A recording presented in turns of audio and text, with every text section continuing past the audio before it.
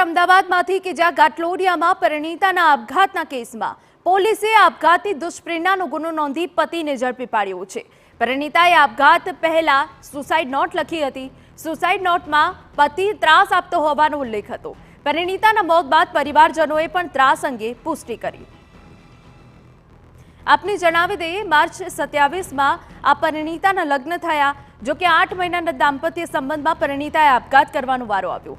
8 નવેમ્બરે આપઘાત પહેલા સુસાઇડ નોટમાં પરિણીતાએ ત્રાસ અંગેનો ઉલ્લેખ કર્યો કે પતિ શક રાખે છે, પૂરતા પૈસા નથી આપતો અને અનેક બાબતોને લઈ ત્રાસ આપે છે, જેથી કંટાળીને જીવન ટૂંકાવ્યું। આ ત્રાસ અંગે પરિણીતાના માતા પિતાએ પણ પુષ્ટિ કરી। પરિણીતાનો આરોપી પતિ ખાનગી કંપનીમાં સેલ્સમેન તરીકે નોકરી કરતો હતો।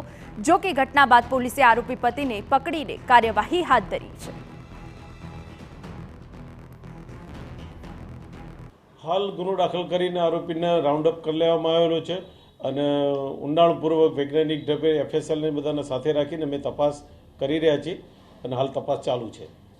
306 દાખલ કરવાનું પ્રથમ છે તો એની સુસાઇડ નોટ ત્યાંથી મળેલી છે કે આ પ્રકારે ત્રાસ હતો, એમનો પૂરતી કાળજી નહોતા લેતા, પૈસા નહોતા આપતા, શક રાખતા હતા, એવા કારણોથી બેને કંટાળી સુસાઇડ નોટ લખીને આપઘાત કર્યો છે। એના ફાધર મધરે આવીને હકીકત કરતાં મારી દીકરીને આ પ્રકારનો ત્રાસ હતો, માટે આપણે આપઘાતનો દુષ્પ્રેરણનો ગુનો દાખલ કરેલ છે।